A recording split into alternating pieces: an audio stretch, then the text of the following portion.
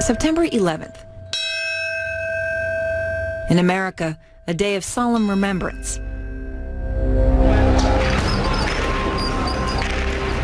In 2012, a day of violence in the Middle East. Demonstrators stormed the U.S. Embassy in Cairo, angry over a low-rent film made in the U.S. that mocks the Prophet Muhammad.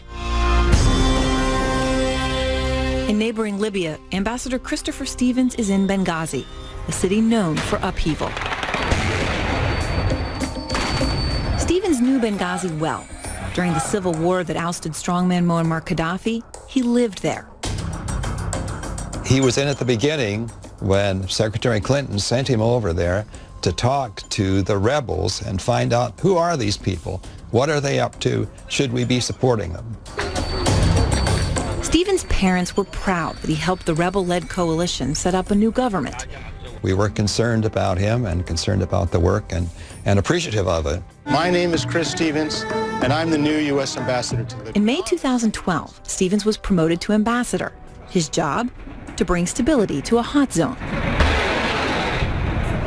Gaddafi's weapon stockpiles had been raided, and weapons were just everywhere. So one of the things that the U.S. was interested in doing, and in particular the CIA, was collecting weapons.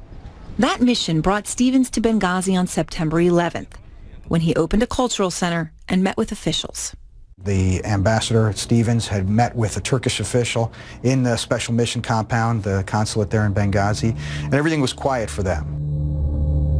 That all changed when darkness fell. At 9:42 p.m., gunfire is heard outside the Benghazi consulate. Then, a loud explosion.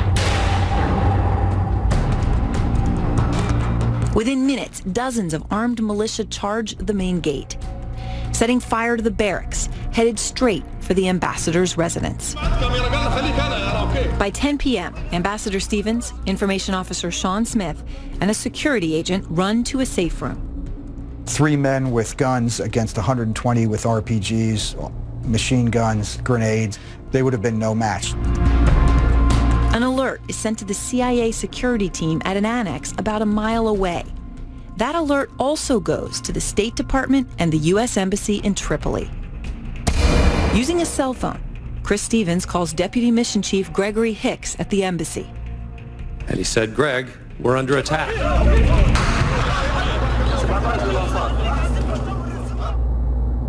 A few months before the attack, Stevens briefly cut back on his morning runs after extremists posted his jogging routine online. I do know from his diary that they found he recognized that there was danger lurking in these places. Jeff Porter briefed Stevens on the security risks. The best way to characterize the security environment in Benghazi on September 10th, on September 11th, was that it was unpredictable. There was no law and order, and so while it was probably unlikely that something bad was going to happen, were something bad to happen, it was likely to be catastrophic. Stevens made repeated requests for more security. Guard booths and gates were added to the Benghazi compound as part of $100,000 in upgrades. But they still didn't have enough people. Why was manpower so lacking in Benghazi? We're essentially talking about is a CIA mission in Benghazi, whose purpose was to collect information, to collect weapons potentially, and they may have deliberately wanted to keep a low security profile. CNN's Drew Griffin reports CIA agents have taken multiple polygraph tests to prevent them from talking about the CIA mission in Benghazi. But we do know that in July, diplomatic security agent Eric Nordstrom asked to have a 16-person special support team stay on as extra security until mid-September. That request went unanswered. Around 10:30 p.m., a fortified door with heavy metal bars keeps the attackers from breaking into the safe room where Smith and Stevens are. Minutes later, the attackers set fire to the villa with diesel fuel.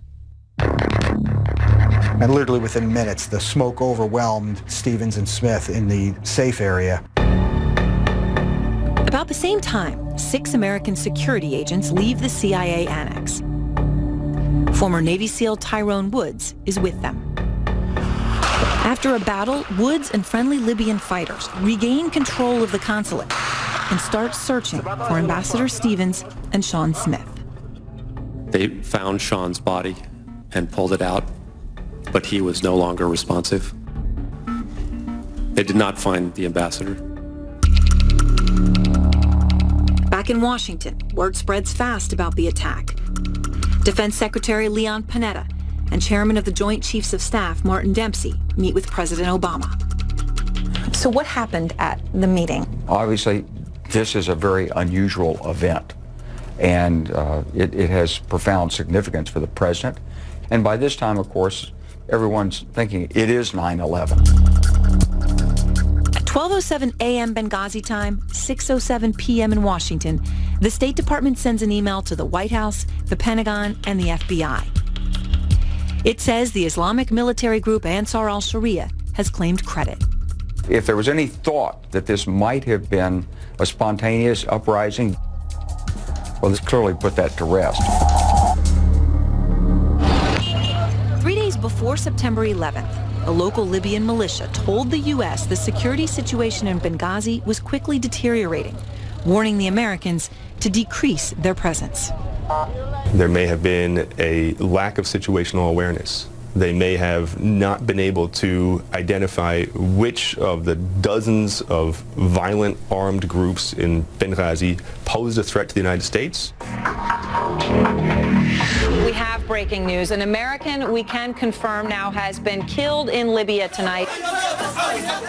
At about 1 o'clock a.m., an eyewitness captures a man being pulled from the smoke-filled consulate on video. This is the last image of Chris Stevens alive. At almost the same time, former Navy SEAL Glenn Doherty arrives in Benghazi with a rescue team from Tripoli. Kate Quigley is his sister. He chose to run in and chose to defend even though it wasn't his job. He ran in. That's how Glenn has lived his whole life, you know. Anything you need at any time, he's there for you. By 4 a.m., Glenn Doherty and Tyrone Woods team up at the CIA annex. They're protecting at least 30 Americans against overwhelming odds. Literally, the 30 or so individuals that were there could have all been killed or captured. And then, the final blow. The full-on assault comes between 4 and 5 a.m. Libya time. And there were 3 mortars that were dropped that hit the roof of the building. It was overwhelming injuries. Glenn Doherty and Tyrone Woods are killed. I got a phone call, and from there, I had to then decide how to tell everyone. And how did you do it? There's no way to sugarcoat it. You just do it. You know, getting a phone call that kind of alters your life forever is it's horrible. When the attacks on the consulate and CIA annex finally end, the assault has lasted nearly 8 hours. Ty perished doing what he loved to do and doing it well. My son did the right thing at the right time for the right reasons. 30 Americans were saved, but 4 Americans are dead. My heart is broken because he perished the way he did, but at the same time,